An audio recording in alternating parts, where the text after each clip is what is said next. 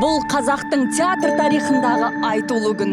Түркістан театрында алғашқы триптих қойылады. Гамлет, Фауст, Қарагөзді жеке-жеке қойғанның өзінде режиссер мен актерлердің мойнына артылатын жүк аз емес. Ал оларды бір сәтте сахналаудағы шығармашылық топтың мақсаты не? Түсінуге тырысып көрейік.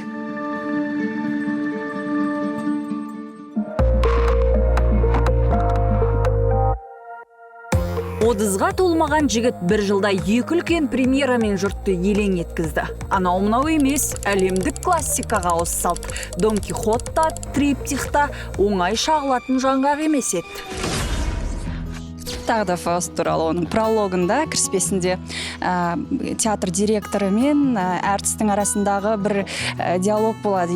Бұқара халыққа арнап жасау керек па спектакльді, әлде өзінің биігінде қала беру керек пе дегендей. Сіз қалай ойлайсыз, қазіргі көрерменге, қазіргі бұқараға ортақ дүние жасау мүмкін бе? Знаете, мне кажется, это слишком пафосные слова. Білесіз бе, өнер биік, ол кез келгенге түсінікті бола бермейді деген сөздер тым асырып айтылғандай. Бұру көз театрмен бүкіл әлемді аралап шығып, спектакльдерін аудармасыз-ақ түсінікті еткен. Ал мен әуезовті бәрі танып болмаған данышпан деп санаймын. Сондықтан Қарагөздің тілін табудың жауапкершілігі өлшеусіз болды. Еще не узнали все. Театрдағы спектакльдің тілі дегеніңіз көрерменге оны тілсіз ұқтыратын құбылыс. Шекспир мен Гетенің жерлестері қазақтың Гамлеті мен Фаустың жатырқамайтындай, дәл солай Қарагөзді де түсінетіндей. Қарагөзді де, Офелияны да, Гретхенді де сомдайтын бір актриса. Жаңағы Сырымды да, Гамлетті да, Фаустты да сомдайтын бір актер. Аквариумға түсем ғой, кешегіден қарыннан кеппей тұрып, үлкен қарын. Бүгін басқа екінші қарынды салдық. Мынау су мен тұрып қой. Неше түрлі жағдай болады, көрермен білмейді ғой бірақ. Бекер айтып қойды ғой. Қалекей театрының көркемдік жетекшісі келіп, Түркістан театрында рөл сомдап жатыр. Актерлердің ұнайтыны сол қаншалықты биіктесе, соншалықты иіле алады, иә? Әрине, біздің мамандығымыз сол ғой. Өнер жанкештілер үшін, жанкештілер көрерменнің бір сәттік қошеметі үшін. Мен Қуандық ағаның суға сонша түсіп, сонша уақыт жатқанына таң қалдым. Құлаққа бірдеңе салына ма, әлде қалай? Құлаққа еш нәрсе салынбайды. Батамыз. Су кіріп, жата береміз дейсіз ғой.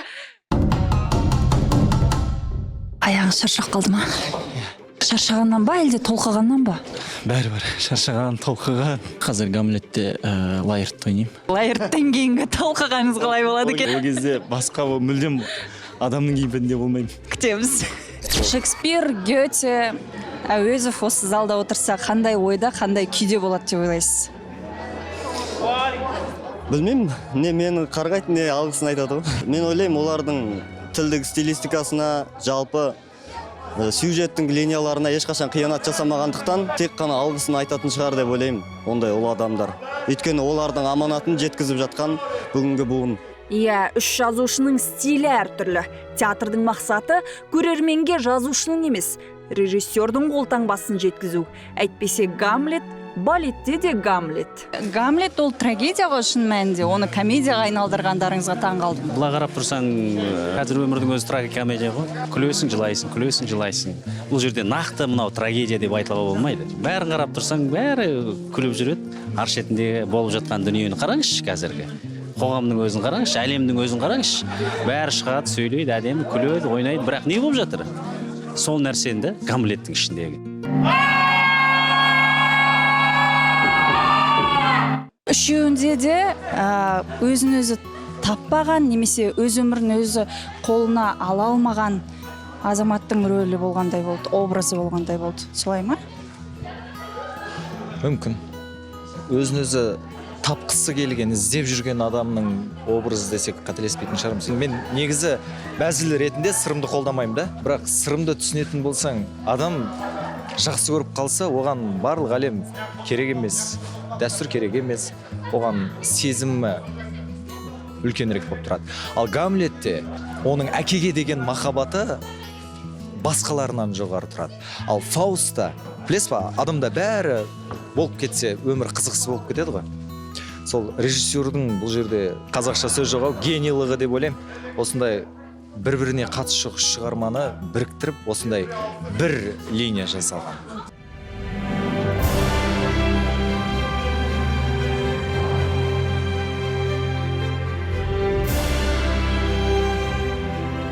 бүгінгі көрермен бүгін қарап отырмын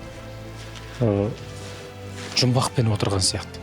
Ал бірінші күнгі көрермен бірденен өзі сұрақ қоймай, бірденен қабылдап отырғандай көрінді. Мен бірінші рет осы бүгінгі спектакльде сондай бір фантастикалық бір сезімде тұрмын. Көрерменнің де күнмен ауысатынына таңғалып тұрмын. Өмірде бақытты болыңыздар.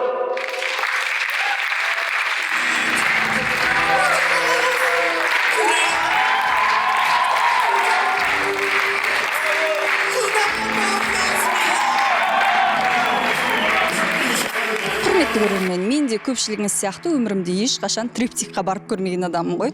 Сондықтан жасыратыны жоқ. Үш шығарма қосылып, араласып, түсініксіздеу, тым терең, тым ауыр бір дүние шығады деп ойладым, бірақ қателесіппін. Басты кейіпкерлерді ауыстырмау арқылы уақытпен, жермен, ұлтпен шектелмейтін бір тұтас қойылым жасап шығарыпты театр. Осы үшін Түркістанға ұшып келуге тұрарлық.